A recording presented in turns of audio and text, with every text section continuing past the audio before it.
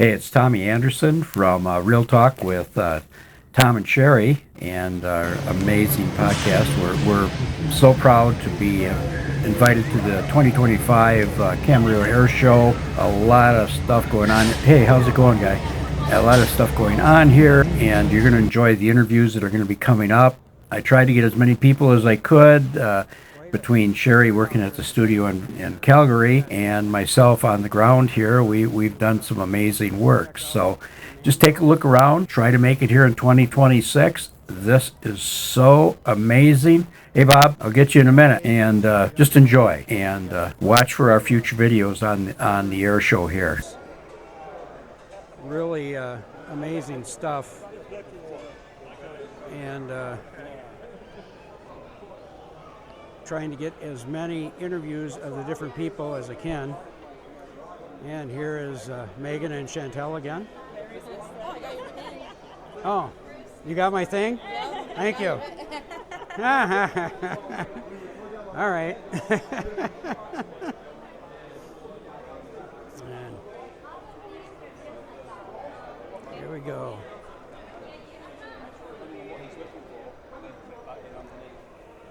Oh, yes.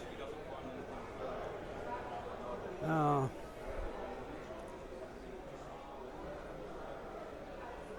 So sad. Bruce passed away, and he's here in spirit. We all have pens for him, which is one fact of us guys who are Vietnam era vets. But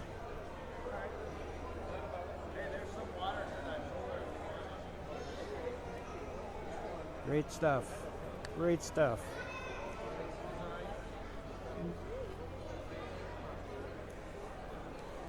The Project 21. 2 peas in the pod. All right. So what are you ladies doing this morning? Pancake breakfast. All right. Getting your pancake breakfast on here with the pinups for vets with them. How lucky can I be? Hey, look at them, Chantel. You got Megan. Looking awesome. They both look awesome.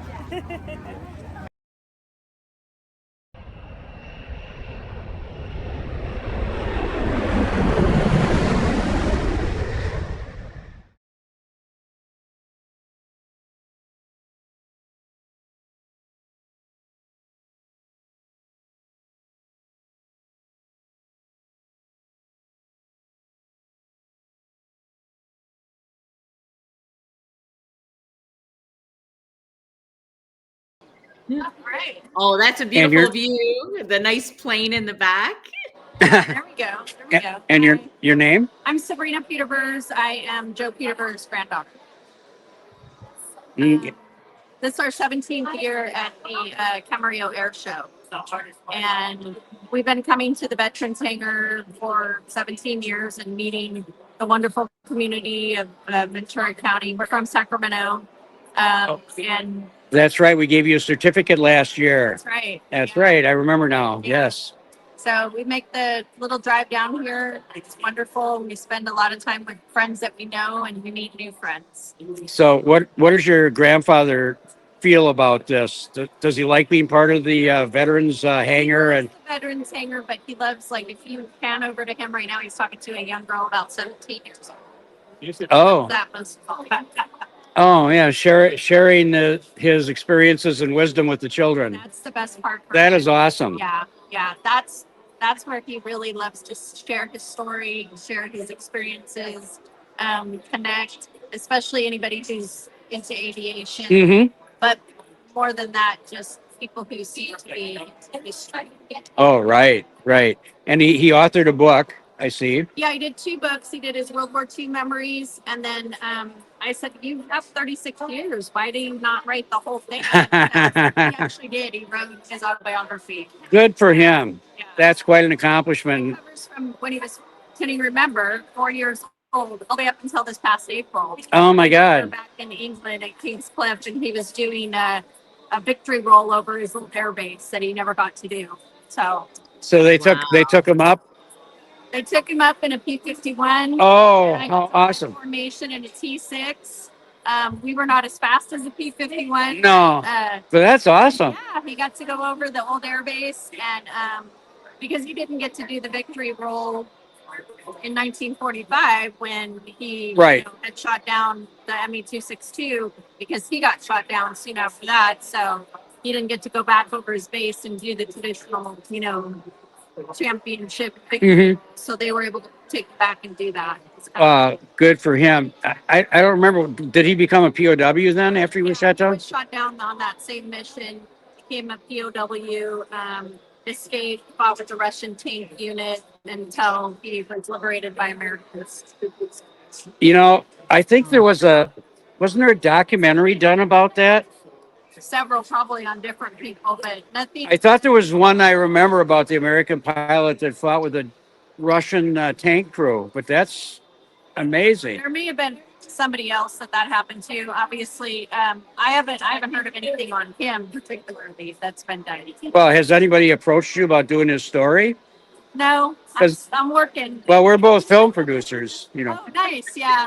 No, nobody's approached us. We were actually last weekend. We were up in Humboldt County at a small little air show called Rumble Over the Redwoods. Good friends Right. of ours, Dustin Zabel and his son Carson.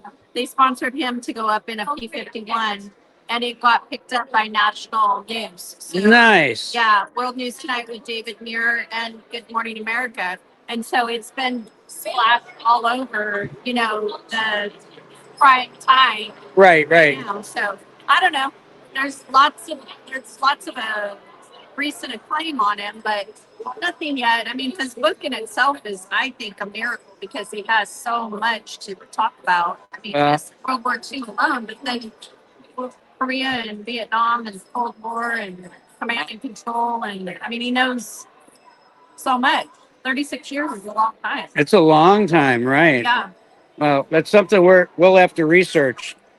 Great. I think I know somebody who does really good research. Uh-oh. I wonder where she is.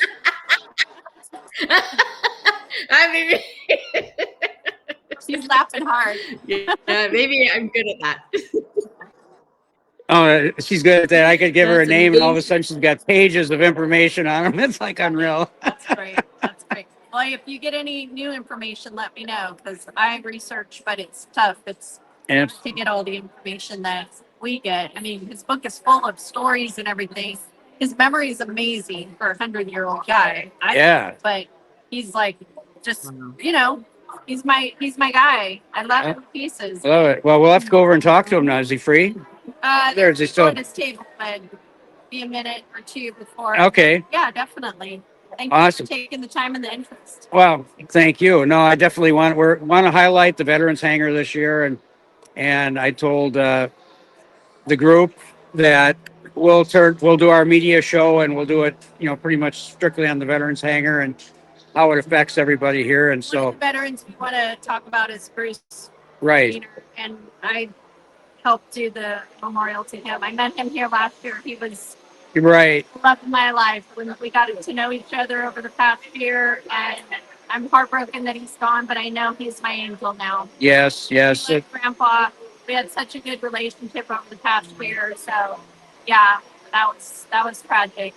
Yeah, Sherry, that's the gentleman I was telling you about that was one of the leaders of this program, and why everything at the last minute kind of got shuffled around, and we were missing info, Yeah, and you can really tell the impact Right. that he had. yeah, the impact that he made on this. I mean, I don't live here. I live in Sacramento, but I would definitely things fell a little bit short Hmm. without him and without Frank Lopez and Yeah, and Frank Meanell, it's really, you really see how much these guys do, definitely. and so. Yeah. Thank you. Okay, well, thank you, and see if I can bug your grandpa here. Thank you. Nice to meet you.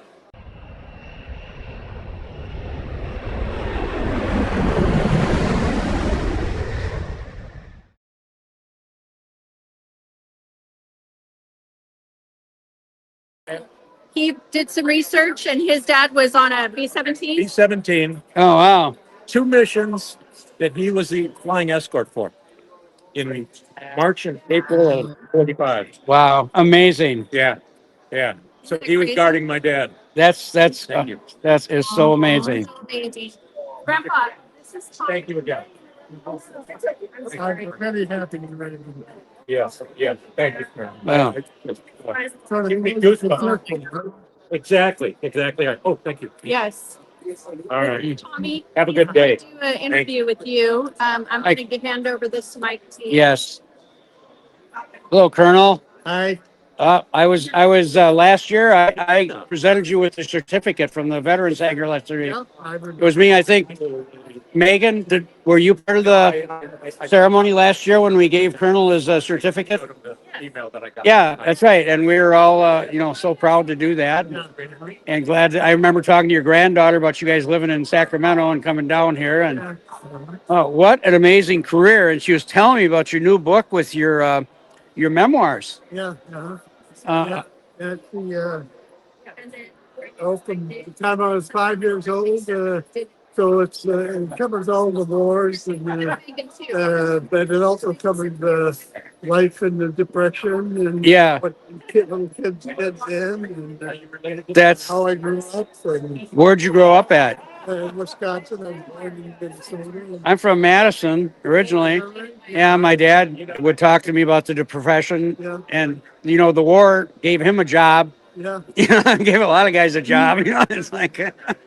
We went to Milwaukee area, oh, okay, actually in West Dallas. yes. Oh my God, what a small world. Yeah.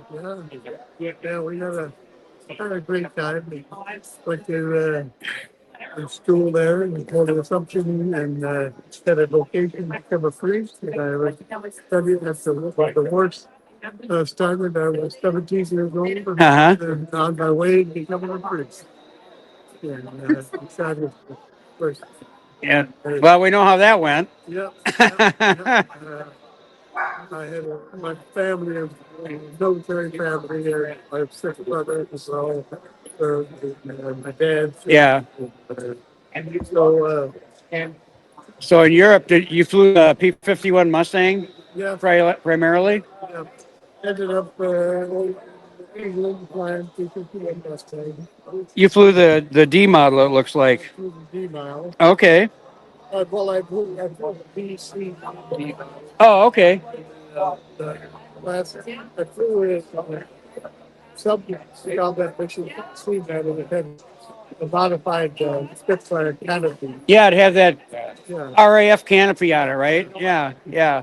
So and then they said I flew a B and both for the Wow.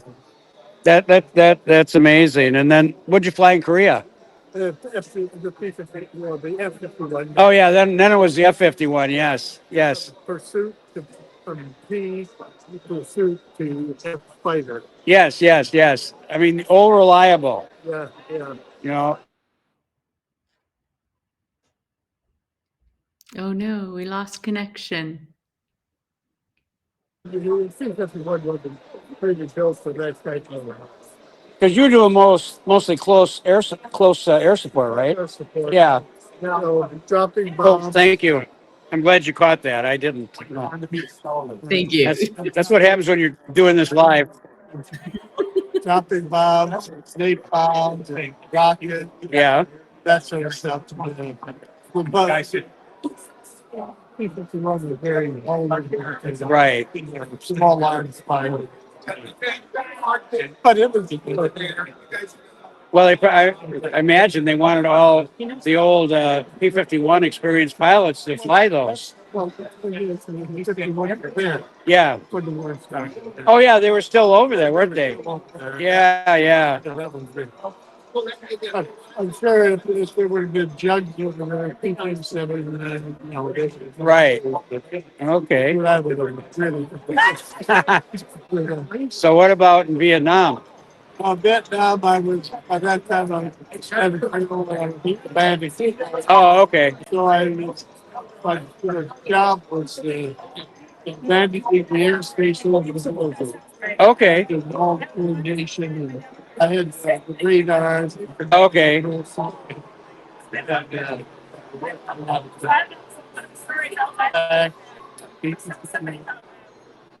Uh, uh, Danny on the that. a good buddy of mine, Randy Kim. I don't know if you ever met him. He used to come up here. He passed away 2 years ago, but he flew the T-28s, Oh, yeah. and he flew them out of Laos. Yeah. They gave them the like administrative discharge Yeah. to work for the Air America, Yeah. Oh, yeah. and they flew the T-28s on missions in Laos. Yeah. And that's a story too, that. Oh, yeah. I didn't step down there. Huh? Oh, go right ahead. I'm sorry. I don't want you standing up. I have a question All for right. him, Tom. Okay, go ahead. What's your question, Sherry? How do you stay looking so young and fit? She wants to know how you keep looking so young and fit. Well, I think it's jeans and number one. Yeah. I don't know. Oh, Yeah, actually, keeping active I think so. and staying. I mean, my wife passed in 2005, and I moved. I was living in Colorado, Mm-hmm. and I moved out here to be with my granddaughter and family. And my two great granddaughters were only 1 year and 1 years old and 800. Oh, wow. And so I had at 80 years old, we went out and stayed back there to get money. Babysit, take care of the kids. Well, I think that's a lot to do with being active. Grow up and Because I do that for my dad. Right. staying with young people and doing later on. Thank you. Keeping that. Yeah. Don't sit around with guys talking about your aches and pains. I had that conversation with I flew in the Army and 23 years, and I was talking to another Army aviator I met here yesterday, and we were talking about the same things. And it's like I was not going to sit around in the bar and bitch with everybody about Tell the old war stories. and how it's not as good as it was back in our day. Yeah. You know how that goes? Oh, yeah. And it was like, no, I want to get out and do stuff. So I went out on the air circuit, on the air show circuit, and doing media and that. And I love it. It keeps you active and busy. And I've seen too many of my friends I served with, they just kind of fell apart, And you can film it. Oh, absolutely. Well, I'm going to let you go, Joe. You got people backing up here, but it was so an honor to talk to you. Okay, well, thank you. Nice to meet you. Let me just switch hands here. And Sherry says thank you also. Thank you so Such an much. honor. Thank you for your service. Hey, you're welcome. Okay. Bye-bye. Thank you.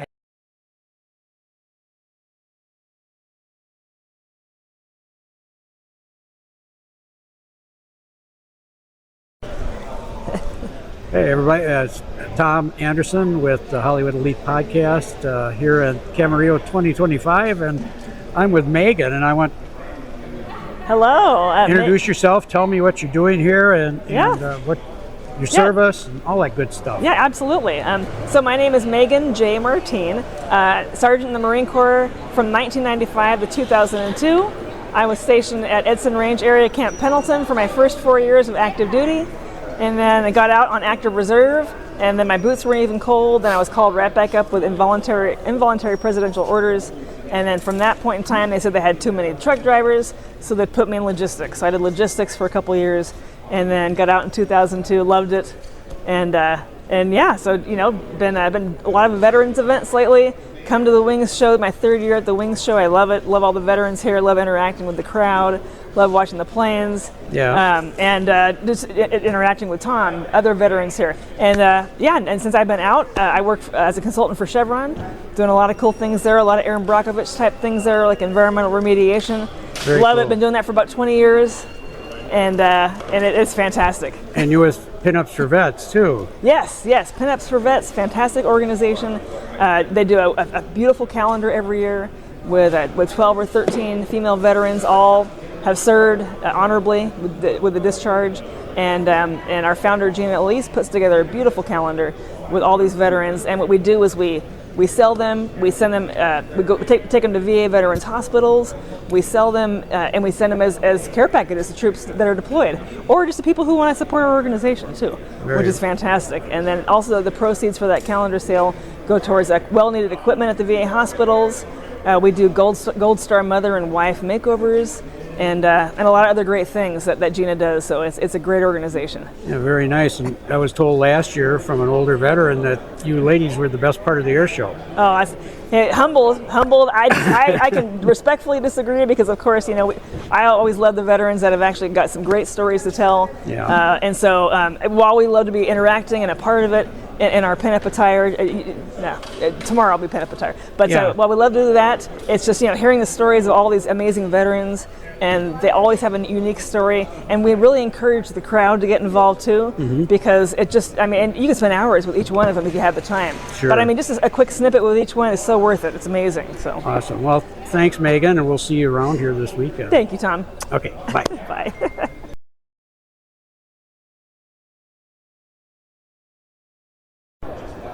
It's Tom Anderson with Hollywood Elite Podcast, and I'm here at Wings Over Camarillo 2025 with Bob Donovan from Wings Over Wendy's. That's correct. Yeah, Wings Over Wendy's, kind of interesting.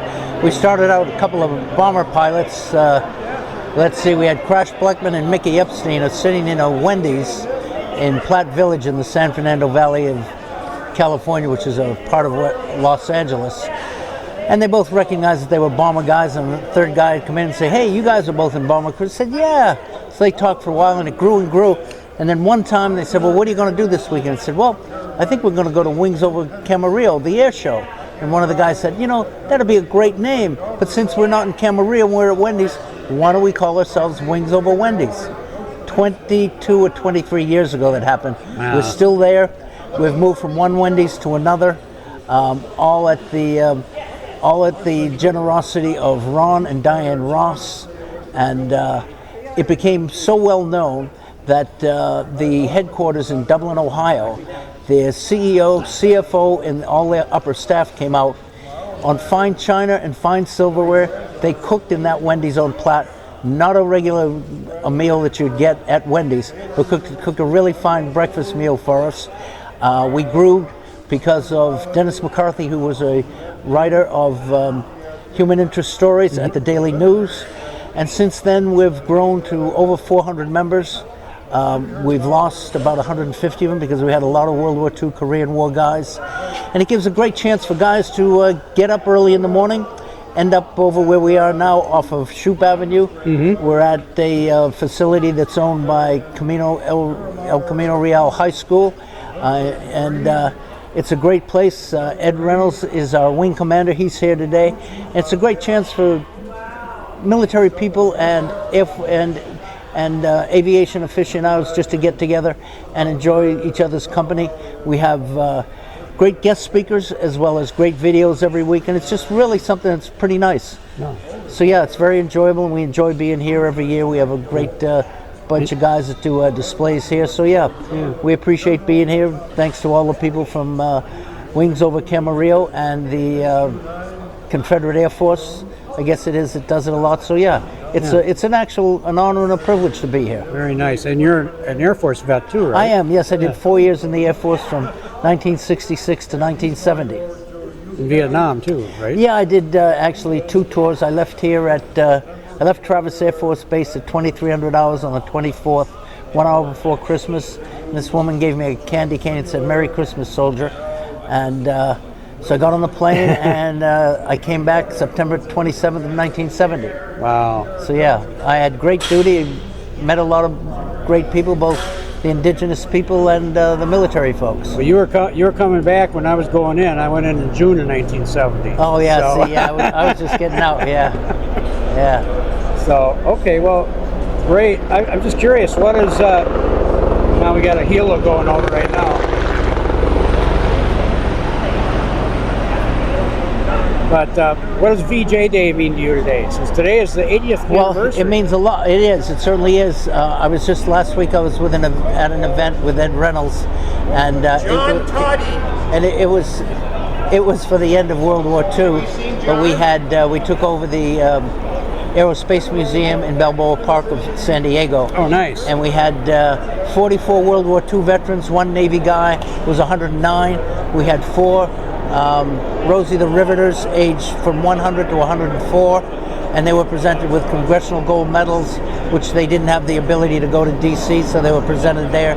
We had 100 Korean War vets and 100 Vietnam vets like myself. Very nice. It was a beautiful event. It means a lot to me because my father was in the war from 1941 to 1945 aboard the USS Shaw, which if you ever see a picture of Pearl Harbor, Oh, yeah. it is the outrageous picture. You should see the huge explosion in the background. Right. They had 3 500-pound bombs go through the forecastle, and it blew up the forward powder magazine.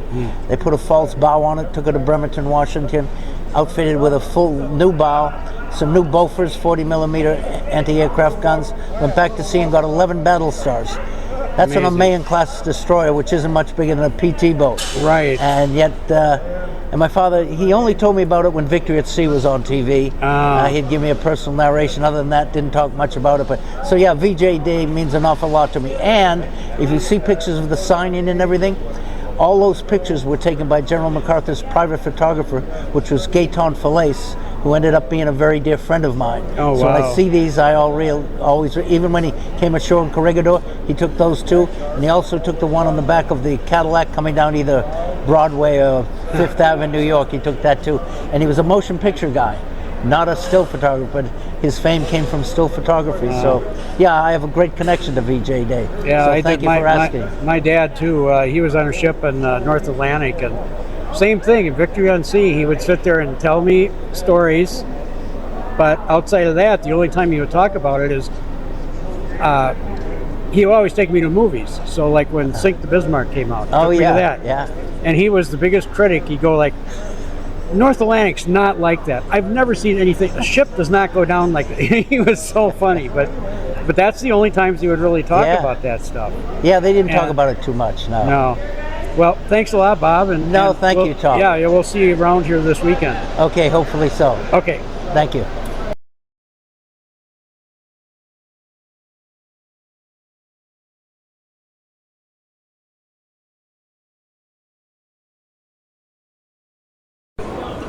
Hi, it's Tommy Anderson here at the Camarillo 2025 Airshow at the Veterans Hangar with Hollywood Elite Podcast. And why don't you introduce yourself and tell me about your project?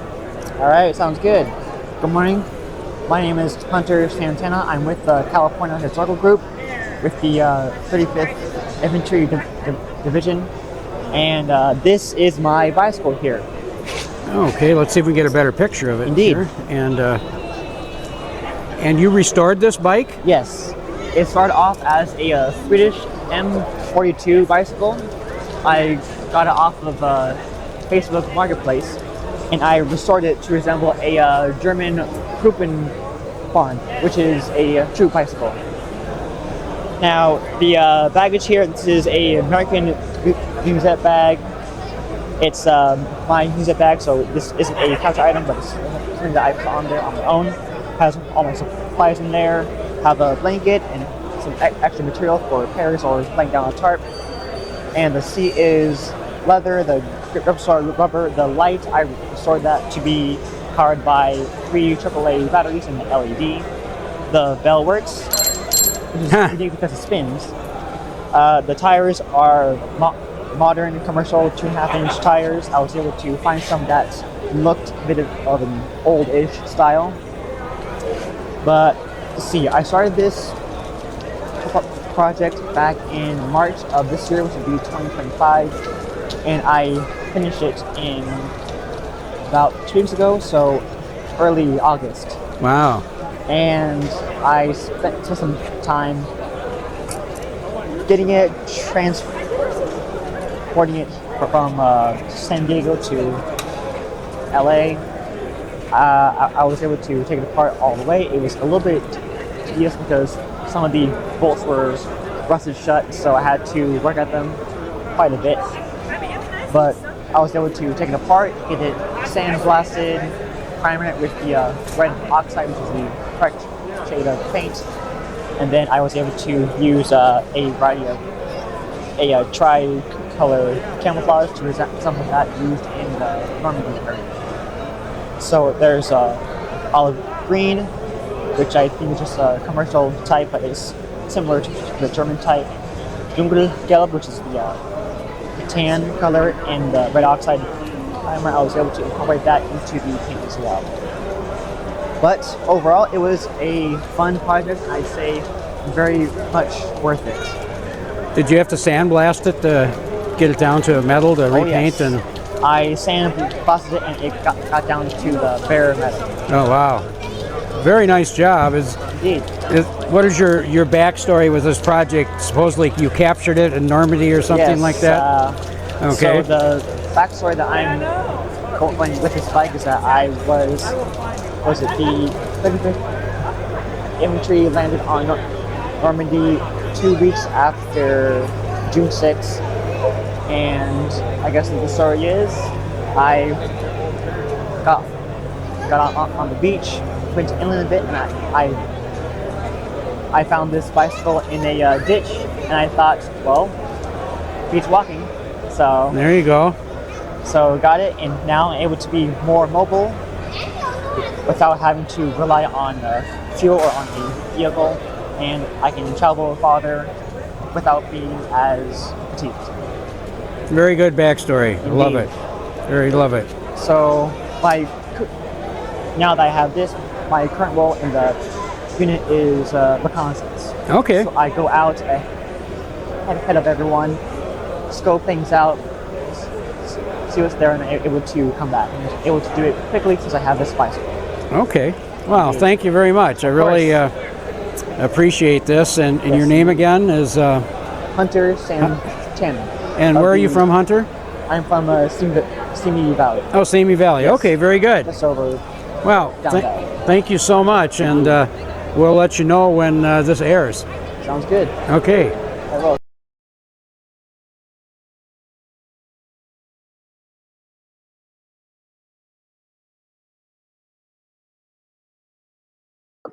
Oh my gosh. Okay. It's beautiful. Now tell us the story about your dad and the Foot Locker. This is his Foot Locker, and your dad, David Wolf. David Wolf. He was a lieutenant in the cavalry, and then the infantry, and then did he become a chaplain too? Yes, because he was a cantor, Oh, so he sang, and he also was a musician, so they made him a chaplain. that is so. A cantor. That's amazing. And so he also became a special services officer because of his musical ability, I suspect. And he put together a band, and he made shows, produced programming for the 1,000 man battalion. And I learned all of this later because I wasn't raised by my father. Oh, okay. Me and my mother divorced when I was 6. But my half brother, I needed to find out if my father was an officer. Okay. Because my friends here at Wings Over Camarillo, they take me other places, and I go to the Military Order of World War meetings. Mm-hmm. And after a while, I said, "Can I join?" And he said, "If your father was an officer." So I called my half brother, and I said, "Was Daddy an officer?" He said, "Yes. Come get it." I went and got it. Oh my gosh. And then I presented it at the MOWW meeting. Mm-hmm. Brigadier General Dan Templeton, he runs it. Right. So he's the one that said I had to prove my father was an officer. So then I presented this, and I said, if it wasn't for you guys and your organization and my need to prove that my father was an officer, I wouldn't even know this. Right. He was happy. That's amazing. I know, I'm so proud about the whole thing. Oh, very much so. Yeah. And look at all the material you have of your dad. Oh my gosh. And that's my uncle who was at the Battle of Midway, Oh my. the Navy. Your dad had a mustache back in the day? Yes, apparently so. You know, my dad in the war had one too, and I never saw him except the pictures from World War him with a mustache, and I must have been the thing back. I guess so, yeah. And he's dressed like for the Army Air Corps. Oh, okay. I'm pretty sure he did something with them because look where he is and how he's dressed. He must have. That's Yeah. just really I can't imagine. I can't think how many different things my father did.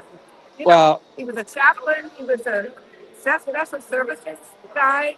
I mean, he put on shows. I'm amazed. What did he do after the war? He went into the family business, sweater manufacturing. Oh, okay. And he Okay. had knitwear factories for the rest of his life, basically. Wow. He wanted to be a doctor, but he had a sort of a tyrant for a father. Son's work in the factory. Oh, So I see. he didn't be a doctor, but he did get enough education to be a cantor and then a chaplain. But he was a real smart guy. I didn't know if you would go from being a chaplain right into being a rabbi. I mean, He went right to work. you went right to work. Wow. Factory. Wow. That's what he did most of his life. And I guess after riding those horses in the cavalry, in the later years, he owned racehorses. Oh, how fantastic. Yeah. Sherry, do you have questions you want to ask Judy? I'm just listening. It's so fascinating. Well, I found out that must be where I got my musical talent because I'm a singer-songwriter. And I also, my partner and I co-wrote a 2-hour movie, Columbo. And so I've been in the entertainment industry since I was 15 Oh my. and didn't know my father did all this. So I must have inherited some of his abilities. You did. It's amazing. Yes. And then to find it out later, how amazing is that? Right. Were you at Ed's 90th birthday party? Ed Reynolds, who runs Wings Over Wendy's? I don't know if, no, I couldn't make it to that. No. Well, I sang 5 songs. Really? Awesome.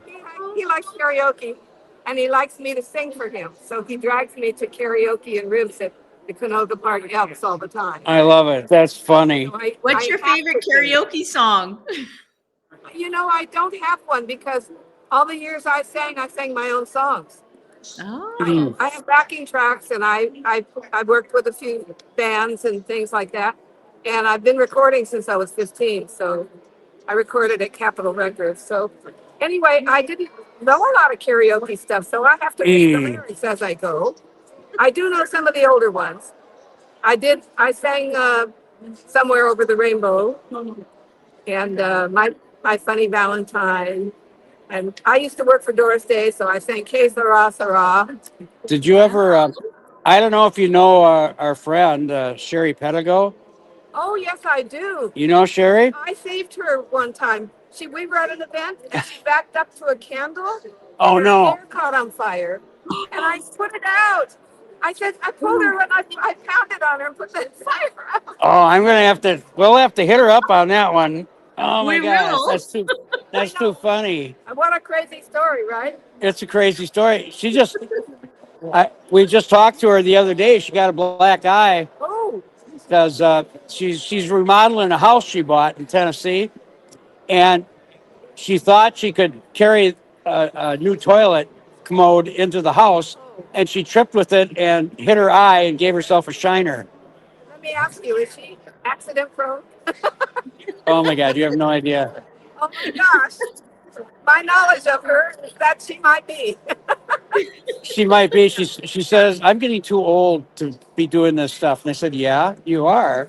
Well, my late husband and I used to run a group called the Los Angeles Women in Music. Oh, okay. And I believe she was a member, and that's why we went to events. Okay. And Trish, what was Trish's last name? Oh, Trish Cook? No, she runs one of those music organizations. Tish. Tish. It was Tish. I can't think of her last name. But she used to put on events, and I think it was one of her events where the hair caught on fire. Oh my God. I'll believe me. Either that or Sherry will be texting her here. Yeah, I'll be asking her about her hair catching on fire. Exactly, right? Yeah, she might remember that, Yeah, she's got a good memory. I'm sure she'll remember it. Yeah, I think we're friends on Facebook, so I Good. follow her a little bit, what she's up to, I see what's going on a little bit. Yeah, she'll be back in September. She's singing in one of the casinos down in the Temecula I area. didn't continue singing. I actually got talked into entering the Miss Senior America pageant, Okay. and I wound up being Miss Indiana Senior. But the thing was, I have a wonderful backing track for Doris Day's song "Secret Love," the movie Calamity Jane. Singing for years until Ed started busting. Until I got you into it. Started making me do karaoke. I can sing a little better again, but my range is lower now. I can't do the high notes that I used to do, but I'm all right. I took Sherry kind of go out to dinner one night at the American Legion, and they were doing karaoke, and I said, "Why don't you get up there and sing?" She says, "I don't know how to sing karaoke." I didn't either. And I'm still learning. and she says I can sing the songs I know, Exactly. but When you're in that business that way, you sing your own songs. Or, right. and a lot of us are songwriters, and we'd rather sing our own songs. Exactly. That sort of thing. But it's been a fun business, and I've been writing lyrics since I was 9, and recording since I was 15, and I've been a dancer. Well, this last March, Sherry and I were at an event in Las Vegas, and I drove, and so I was driving her back over to Northridge, Yes. and she's writing next to me. I said, "What are you doing?" She said, "I'm writing a song." You get an idea. That's it. When you're a writer, you get an idea. You don't want it to get lost. I You don't know. write it down while you're thinking of it. You got a couple of great lines. Oh my gosh, I got to write this down quick. That's Well, what it is. I'm a writer and screenwriter, and I do the same thing. If I get an idea, I got to write it down, or I'm going to forget it, Yeah, and I want to expand on it later. So of course. I You do gotta the same. Get the idea. So Exactly. Writer's Guild? Are you in the Writer's Guild? I'm not in WGA. I'm in the San Diego Writers Guild. I'm in the Southern California Writers Guild. Yeah, I'm in the Writers Guild. I'm also in the Recording Academy, NARAS, Okay. National Academy of Song. And I'm an ASCAP, Okay. a songwriter. And what else? I used to be in the SCL, Society of Composers and Lyricists. Oh wow. That's a great one because I got to meet all the people, all the guys who scored the big movies. Very They're all nice. members. And I loved hanging out with those guys. But I have to go into Hollywood at night. I don't want to do that. So I didn't keep the membership up. I'm not driving over there by myself at night. I know. I don't care for that much anymore either. And Yeah. we were just doing a thing last. When were we in Hollywood?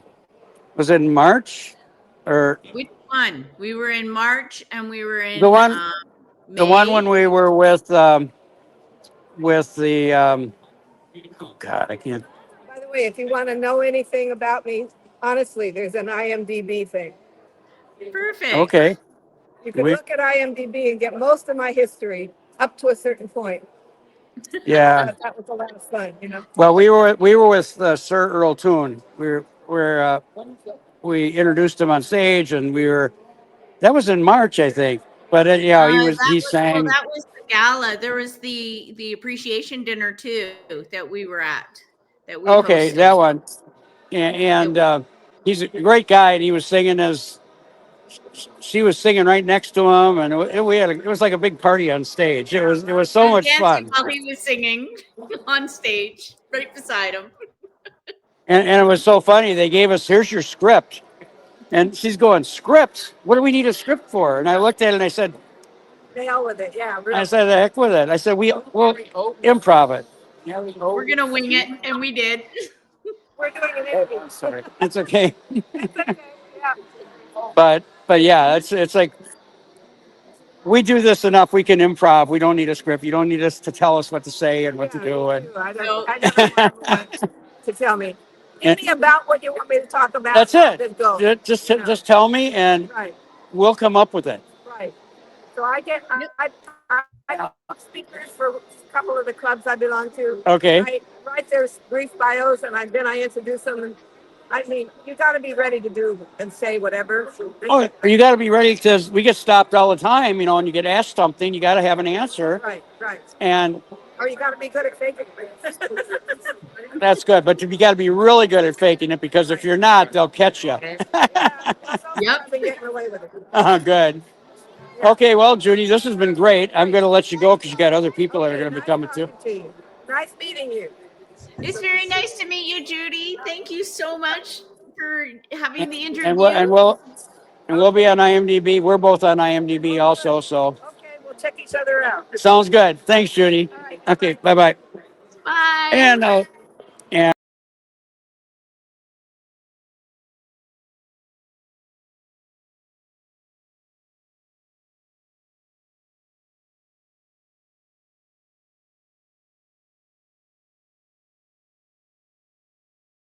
What is your full name? My name is Roy Rausch, Rausch. That's German name. sorry, Joseph is the next one. I didn't Tom tell you. doesn't tell me anything. It's all good. I didn't even know I was doing this. So we're both in the same boat. We're all good. I just wanted to have a That is good time. awesome. Well, And, listen, and I'm actually gonna just give me 1 second. I'm gonna actually change the title of. I can edit the name, Sure. and I want to put. you notice this T-shirt? It's a place that you hate to go to. Oh my God! It's a favorite burger place, In and I Out. do. I think everybody I gets love to it. California's. It's so good. I love There's it. none in Yeah. Calgary. Oh, that's right. You're in Calgary. That's right. Yep. Yeah. I went to Yes, I'm Calgary in Stampede once. Calgary. That was a real hoot, you know. Which is Stampede. I loved it. I loved Yeah. Calgary Stampede. Yeah, it was amazing this year. Yeah. I went like in the 80s, I think. So I'm going way back. Yeah. Oh, you got to come back next year. I would love to. I would love to. Yeah, it's funny in those days. I was with my brother. We were just there, and we walked right into the press area. We didn't even know what we were doing. We just kind of looked like we knew what we were doing before we knew what we were right in the inside. You know, we were right along the rail, and just kind of, if you look like you know what you're doing, sometimes you never know what's going to happen. So we just walked right in like we knew what we were doing. Oh, that's awesome. So Right. you have a podcast as well? I don't really have a podcast. I do a lot of interviews that I put on YouTube. So I'm not a podcaster. Someday I might do that.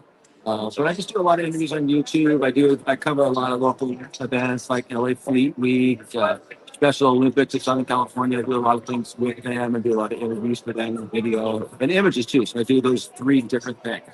And I just like getting out and doing events. And I do a lot of military stuff. I do a lot of air shows, Pacific Airfield. I do a lot, which is right at the Los Alamitos Army Airfield, which is right by my house. I live on the flight pad for that.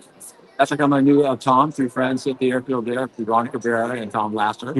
So I heard about Tom. Before I know it, I was following him on Facebook and loving what you guys do. And so here we are. Right? And is that your full-time job? Oh no, it's just I'm retired. It's just fun. I Okay. don't make any money. The only money I might make is a little bit on YouTube. Every once in a while, I get $100. I'll get it for that $100. I have over 1,000 subscribers right here. Recently, we just started monetizing. I can I'll make a little bit of money on that, but in a year it might be like $300. So it's not, that doesn't even pay for the gas or anything that I use to get to these events and the things that I do. So I do it just out of a passion with people, and military especially, and Special Olympics. I've really got into lately, doing a lot for them.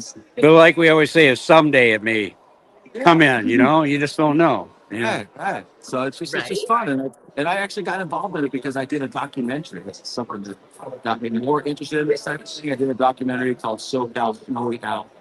There's a snowy owl in my neighborhood in Cypress, which is in Orange County. And it's the first time one had ever been in Southern California. In history. So my neighborhood for about a month, and I was every day. I'm a bird watcher too, and I've been a bird photographer forever. So after I was there, and I was really involved in it, a filmmaker got on and asked if I wanted to do a film. So we did a short documentary, which we had in the Newport Beach Film Festival recently. We won the best documentary at the Newport Beach Film Festival. And now you can see it on PBS. You can stream it on PBS. So Congratulations. Awesome. it's been really great. This is out of the blue. Just one morning I saw on a rare bird alert on my computer there's a snowy owl in my neighborhood, and I kind of freaked out. And before I know it, I have this documentary and That makes it all the sweeter. oh yeah, just enough plan.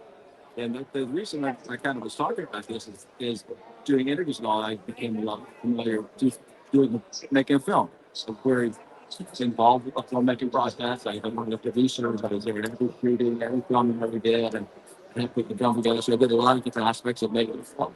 That just got me more interested in doing interviews and talking to people.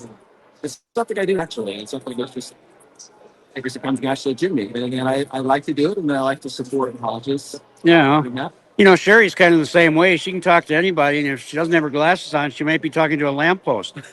I'm just saying.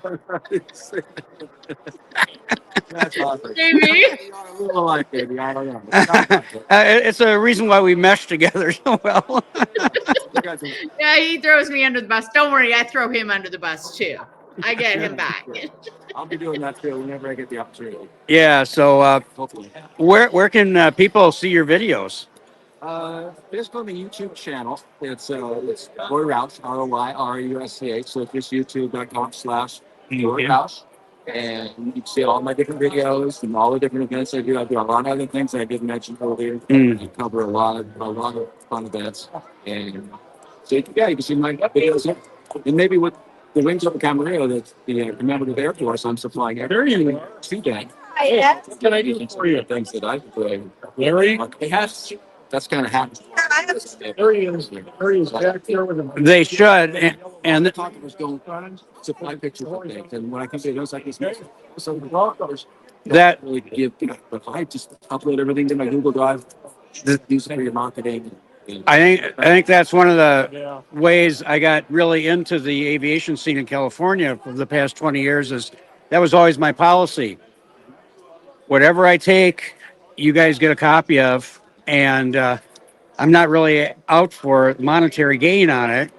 You know, I just like promoting the aviation and doing the pictures, and I've developed so many friends over the years doing this that it's like old home week when you come to the air shows and you see everybody you know, and Right. you know it's a really a big family, and so I'm trying to get Sherry introduced to it, and next year it'll work out better. We have really, this is a tough month for us because we've got so many things going on. We're overbooked, and we were just in Calgary, and then they wanted us to be back here, and then they wanted us to be in San Diego next weekend, and it's not easy, you know. It's just it's not, and so we're going to be at the what day is it, Sherry? October 24th, or Yes, we're going to be at the the, Hollywood Hotness. yeah, we're going to be at for that one. Madame Tussauds doing that event. So if you're interested, sign up for it and come. Well, I think maybe this will be the start of a relationship between us too. No, absolutely. And you do this kind of thing to meet people and get contacts, and Oh. selfishly, that's part of why I do it too. Because in doing this and contacting all the media, the public affairs people, Right. You know, like the president or the special, but just you get relationship with all these people. And if I wasn't doing this, I wouldn't have. I'd be at home and not have that type of relationship. I know, and It's maybe selfish in a way because I'm Absolutely. doing this somewhat for myself, but yet at the same time, I do my best to get yeah, try and get a balance like that. and we really need to do this because after COVID, the air show circuit in California has diminished. What, 70% probably, or you know, it's. I always did the photography for Riverside County for all their air shows at their airport, and they don't do them anymore now. The Chino Planes of Fame Air Show is gone, and you know it's sad. I mean, because I was always on the call list. They call you up and say, "Hey, we're going to be doing this. Can you come here? Can you do that?" I miss that, you know. Yeah. Well, you know, we talked about this the other day. The Yeah. air show is coming up, and that's something I get very involved with, being right on the flight path for Los Alamitos Army. Yeah, And the Facebook group, one thing I like to do is a Facebook group called Los Alamitos Army Airfield Aviation. I will. I'll check that out because that is a good one. That's a really good one, and The Pacific Air Show is a great one. I went to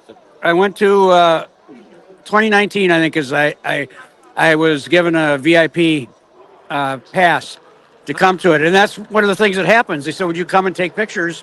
You know, and because they know I give them to them. You know, I'm not out for them to pay me. I'm not out to do any of that. You know, I consider it's like a family. We doing this stuff. You know, and it's like It's great. Well, maybe I'll see you at the Pacific Air Show. We talked about that. I will, And and have the great contacts over in the base and with the public affairs people and with the air show. well, you know, it'd be fun to, you know, collaborate on some things at some time. I'm sure Sherry wouldn't mind. I love Would that. you? Reach Would out to you? me. Reach out, message me for sure. Yeah, definitely. Did you? Are you friends with Sherry at all? I I think I follow you, but I don't think on Facebook. I mostly do Facebook. I know I follow you. I don't think we're friends. I'll send you a friend request. Yeah, yeah, do that because Because I admire And what you do, send some sir. message. I admire what you do. yeah, Definitely message me so that we can contact and get some more things happening.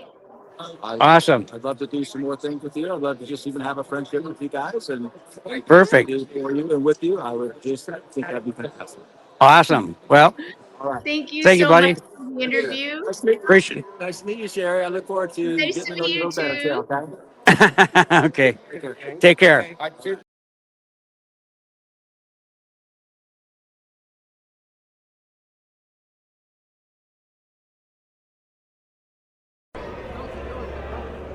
Hey, it's Tommy Anderson here today at the Camarillo 2025 Airshow Veterans Hangar, and I'm with Bob. And Bob's got an amazing story. He designed some amazing aircraft for the military. You want to tell us about it? Yeah, I'll give you my Northrop card. Okay. You know, Northrop was interesting. They on Litton Industries, and I worked for Litton, and I designed the USS Spruance DD-963. Wow. And they kept getting people that they wanted to send to Pascagoula to design the ship. And they came to me, and they said, everyone wants you to design it. So the guy who's in the building, the guy that's in charge of everything, he sits me down sometimes and talks to me for over an hour.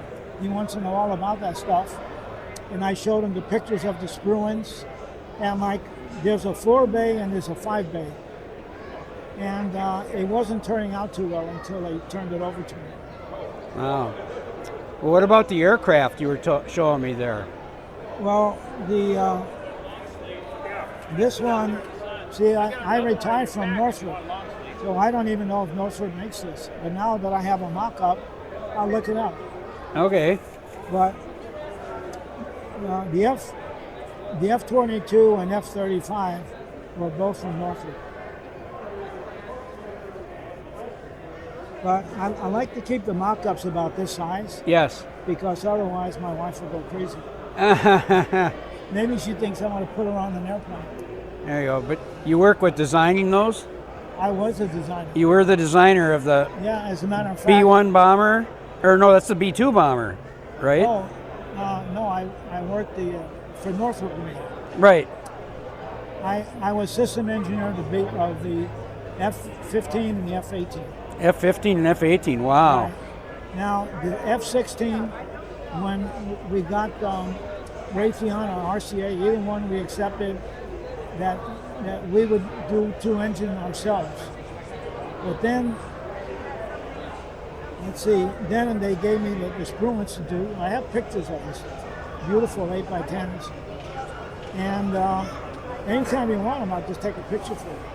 Very cool. Yeah. That's very nice. Let's see, I was getting to the F-35 is the one they really wanted me to do. And they said, we need you to do the F-35. Because all the planes, I gave them in the ships too.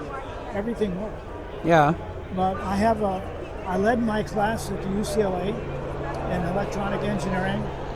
I led my class at UCLA, all the Navy schools. I was always number one. Like when I got my DD to 214, it says rank, that was one thing. But then it said, whatever word that they used, like where you fit in, and they put number one. That is really impressive. And those are impressive aircraft. I mean, They are, yeah. And here we're just sitting next to each other and you started talking about it, which is amazing. I just, I love them. Well, you know what? I give about 3 talks a week to veterans. Yeah. You ever go to Wings Over Wendy's? I haven't in years. I live on the other side of LA, so it's not always that easy to get up there. Yeah, because I always volunteer to give speeches. Okay. And if we take a cruise, there's always a lot of veterans taking a cruise too with their wives. And I said, if you run short of people, I said, I'll give a talk, or even 2 talks if you want. So the lady came over and she said to my wife, you are going to bring him here and you're going to come with him, right? So she says, yeah, I'll be there. But she's used to hearing me giving the speeches. Well, that's amazing, Bob. And what's your last name? Bremer. Bremer? Right. Where do you live at, in LA or? We lived in West Hills, but Okay. Then my wife wanted to move to Woodland Hills. Okay. But Woodland Hills, they give us all the food, and like she wanted that. I'm interviewing. She wanted that assisted living thing. Yeah. I wasn't comfortable with it. Oh, okay. And then she doesn't have to clean house. She doesn't want to do anything actually, except play cards. She plays cards 3 or 4 times a week. And if I was gone 3 or 4 times a week, she'd be hitting me on the head. Yeah. See, at first she told me she'd take me to the show, which is not far from Woodland Hills. Yeah.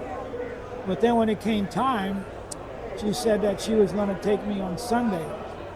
Well, Andy just told me he goes right by Woodland Hills, and so he'll drop me off there. Okay. Well, that's really interesting, Bob. So thanks for taking the time to talk to me. And I'll let you know when I'm going to let you know when we put it on. Yeah.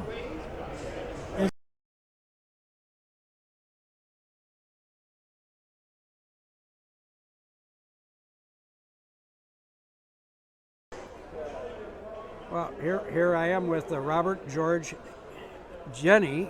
I can't even spell. But anyhow, he's an author, and he's got a whole series of books here, which he writes under the pen name of his father, which is George Yenny. And it looks like a very interesting combination. So I'm going to let him speak and tell us about your books. And Okay, so these 3 books here are, that's yours. okay. These 3 books here this is a Vietnam trilogy. So there's 3 major characters in here. There's an older guy coming back from Vietnam, bunch of tours.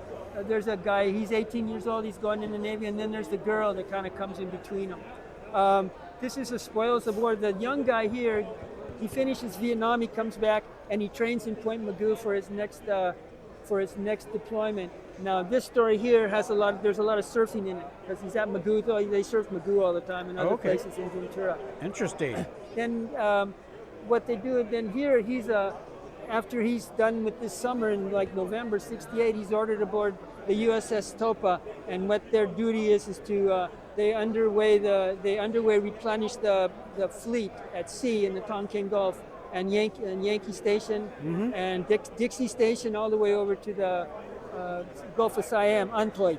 And then this is a historical novel. It's 1795. The priest in Ventura is ordered to take a recon between the mission Ventura and the mission San Gabriel to look for a place for a new mission. Oh. Okay, so he takes the Lieutenant Coda, Sergeant Ortega, who's the Great Scout's nephew or son, and there's Gonzalez, a bunch of people that are famous here in the Hispanic period. And then the sailor who brings the message to the priest off a ship, he gets stranded on the beach, and he falls in with a Chumash shredding party as they're trying to make to the Channel Islands. He thinks maybe he can get to his ship, but he doesn't. So then it goes from there. So that's an interesting. Oh, very interesting. And then these here are, there's 3 of them, but this one here is it's a labor contractor story. Okay. So, and this is like a detective story. So, this guy's Connor Toledo. His mom is Irish. His dad's from Mexico. His couple of his clients, one of his clients is murdered, and the daughter and wife, they disappear. So it's like you're looking for that. Oh, wow. That's what that is about. And I was in migrant season. I worked representatives in Oregon and California. I used to arrange crews and send crews out and was an interpreter and stuff, and so I know that. This here's it's a bilingual. This is a bilingual teacher's story. Okay, and He's a second grade teacher. He's also, all these guys are veterans. So this one says, I'll read you the back. There's nothing deterring Oxnard bilingual teacher Frank Hallis from preparing his platoon of second graders for next year's English-only third grade, except for starters, an authoritarian boss, irate parents, and a jealous husband. What could go wrong? So, I mean, that's that one. These are novellas. They're pretty interesting. That's interesting, yes. And where can you find your books at? You can find them on Amazon.com. Just look up George Yenny's books. You can All look right. up books by George Yenny. There you go. Books by George Yenny. I'll do that. And you can look those up on Amazon.com. Oh, very good. And how many books do you have altogether? I have 7 books. 7 books. One, That's an accomplishment. And you said this one, your lead off in the trilogy is 80,000 words.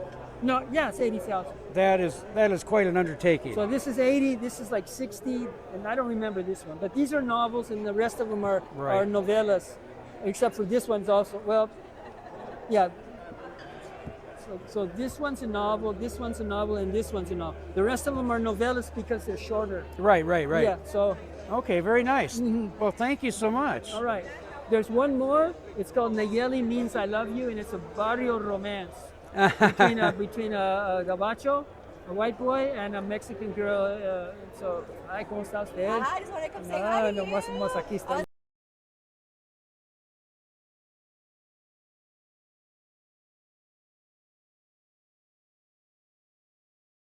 And tell me your story, your project. I guess you got a book. Oh, okay. Well, here's the story. Oh, very good. Ah. Okay, you're interviewing. Right, yeah, so yes. Come closer, and then you can point to the. Right, the B-52, huh? I trained on the B-52s, but a lot later than you. I can figure it out. Okay, I was stationed at Fairchild Air Force Base in Spokane from 1952 to 1955.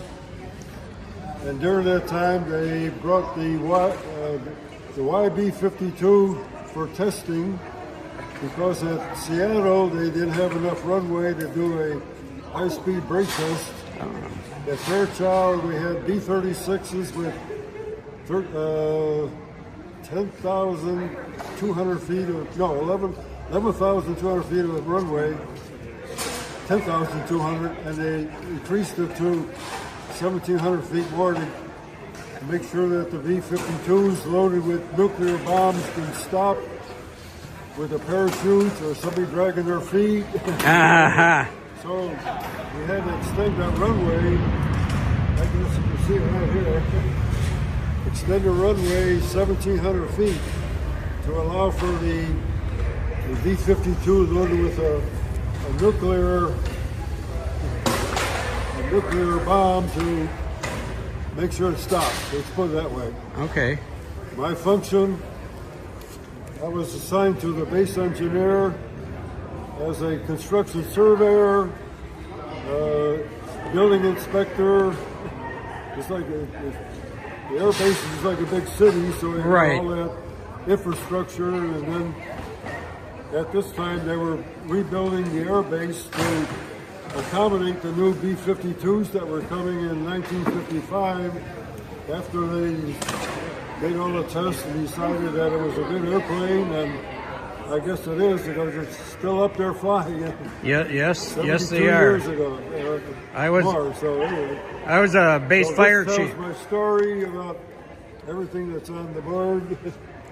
Did you work with the B-36 at all? I worked on the flight line with the B-36s right at my heels, basically. We had access to the flight line to do all this building for the B-52, although the B-36s were headed the other way. Instead of going to Korea, they were going to Alaska, where Trump is right now. Right.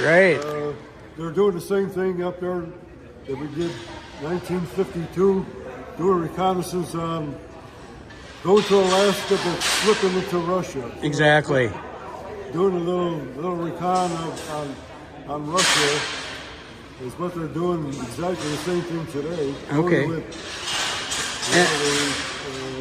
And what's your name again, sir? Chuck Chuck Matthews. Oh, Chuck Matthews. Okay. And what years did you serve? Matthews. I'm sorry? What years did you serve? 1952 to 56 active. Okay. It was mandatory 8 years. Right. I only did 3 because from 56 to 59 and mandatory reserve. But everything was pretty quiet, so they cut it to 3. So okay. From 52 to 59, basically. So very I nice. was in SAC most of that time. After I left Fairchild, I went to Carswell. And at Spokane, I was a construction surveyor, rebuilding the air base. At Carswell, I was a geodetic surveyor, getting GPS positions for practice bomb targets. Oh, wow. For U.S. bombers, NATO bombers, doing the RBS radar bomb scoring, which is, I guess they're still doing now to keep the bombers crew on top of their game and so on. So, very nice. So this is my claim to fame. I was at the early days of the B-52. I saw the test pilot there, Tex Johnson, bring this in like a fighter pilot to make sure that airframe was going to hold together. And it sure is. They're still flying these things. I know. I trained in '86 for egress. Egress on. And later on, he was the guy that did a barrel roll in a 707. Oh, I remember that. Yes, that's the guy, huh? Yeah, he did a barrel roll in a 707. Promotes everybody in the crowd. He wanted to make sure that Bowie had a good progress, and I'm sure they did. It was very, very nice. And thank you so much. And we'll see you this weekend. I'm sure I'll get some more pictures and stuff. This is going to happen, but. Well, I figure as long as it's kind of quiet today. Newspaper clippings from the local papers, and Spokane people were pretty enthralled with this thing because Tex Johnson flew it over probably about 1,500 feet above because he, like I said, he flew the thing like a fighter pilot. He treated it like a fighter plane. We were at a forward base, and we had a B-52. B-52 came in with an emergency, and we had a long enough runway, but it wasn't he had to be perfect right down the middle because the edge of each side of the runway was his outrigger, and he did it. He did a perfect landing and kept it right on the. It was amazing. Like I say. Well, it's all under. I'm having a mental block. But we had to extend the runway. Right. The West End here. This is Fairchild Air Base, circa 1951. Before. Very nice. And it was just strictly B-36s. When we sent B-29s from there over to Sidi Lemaine, French Morocco. Oh, okay. From there over to Japan. Wow. Now, when I got there in Spokane in October of 1952, I went over to the supply room and he says, "Okay, Arvin, here's your cold weather gear. Get out there. We need you for snow removal." Very so good. Part of our job was to, after they got 2 inches of snow on the runway, the snow plows would come in and move it. And I ran a snow plow, a snow blower. We had 2 people. We had a pilot and a co-pilot. I was 18 years old. No driver's license, but they said, you don't need a driver's license. Just keep us going 12,000 feet straight. Yeah, there you go. And if you see blue glass, you know you hit the taxiway. Yes, absolutely. That's funny. We're on 12 on to 12 off, all from October to May, basically. We'd have to do nighttime. We would do runway checks because of deer. And if we had an aircraft coming in, on final, we would do it. So, okay, Chuck, it was wonderful talking to you. I'm sure we'll talk some more this weekend. I'm sorry? I said, Chuck, it was great talking to you. I'm sure we'll talk some more this weekend. I'm sorry. All right, Chuck. Today is VJ Day. So what does that bring back to you? I remember VJ Day. Let's see. 1945. I would have been 12 years old. Well, let's see. 45, 33. It was before my birthday. I was only 11. I was born and raised in Chicago, by the way. Yeah. I'm from Madison. Yeah, Madison, Wisconsin. Yes. Okay. Yep, just down the road. So, VJ Day, 11 years old. We were pretty much into the war because school projects. We collected cigarette packages and stripped the tinfoil off the. If you know what I'm talking about there. And that was a class project to make tinfoil balls for the war effort. Right.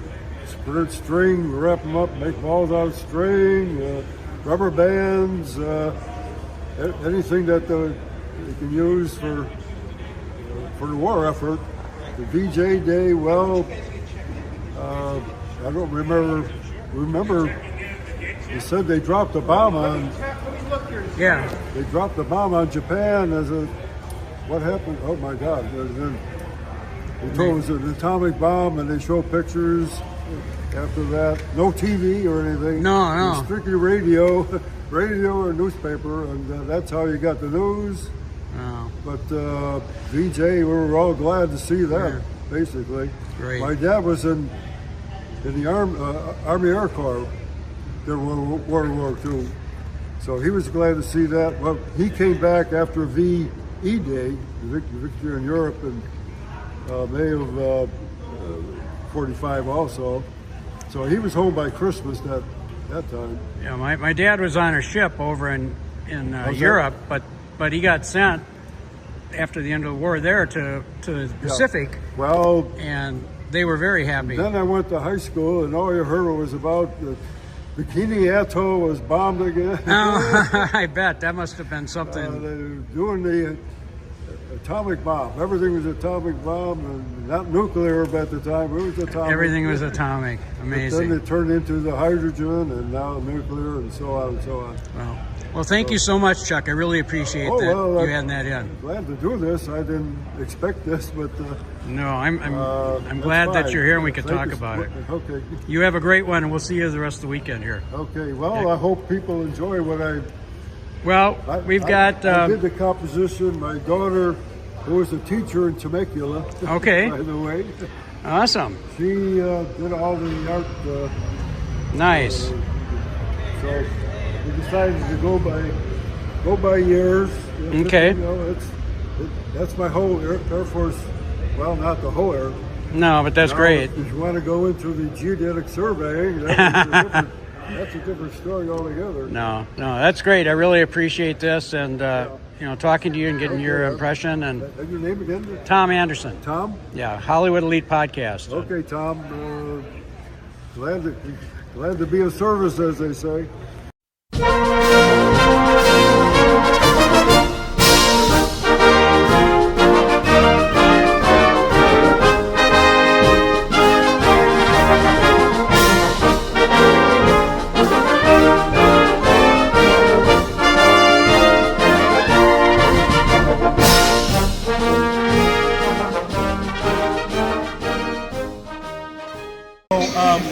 But we try to highlight those facts.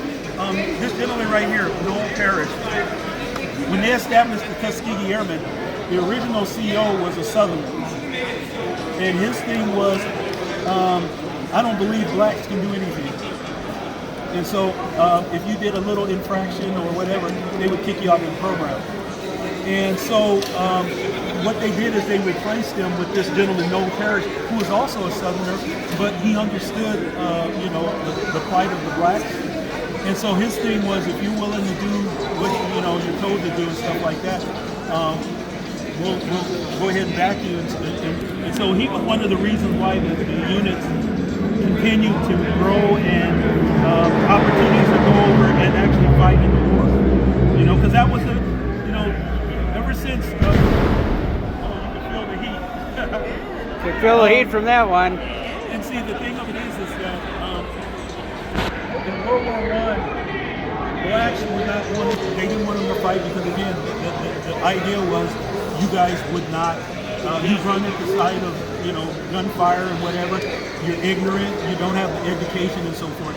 And so they assigned them the menial task.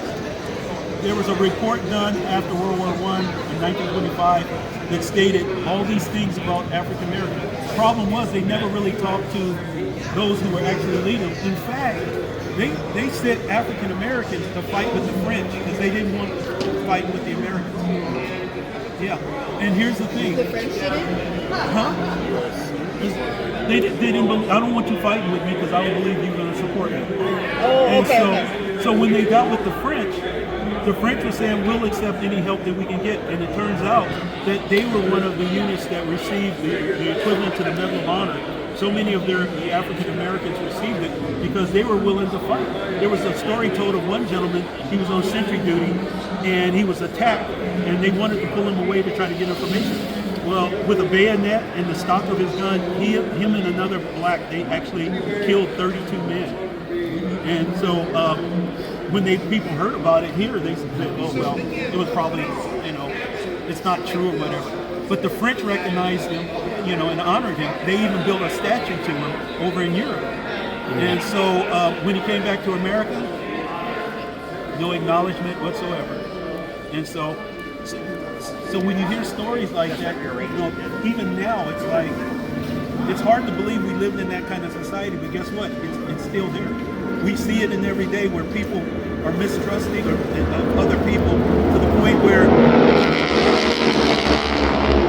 you still have hate crimes. You still have people who judge you by the color of your skin. And here's the thing, there are some people who are doing some bad things, but that shouldn't lump us all in one category.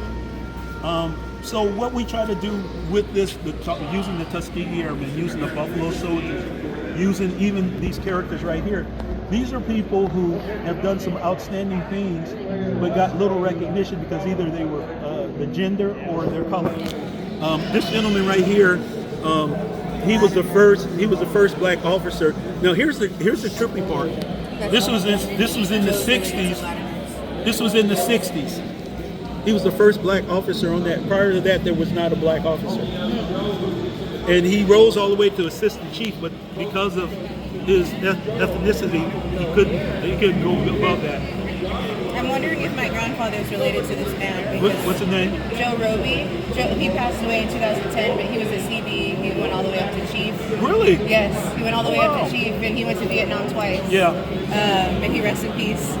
But he's also related to the Latimers. That's why I was like, oh. Well, yeah, Randy just retired a couple of years ago and stuff, and he's doing well.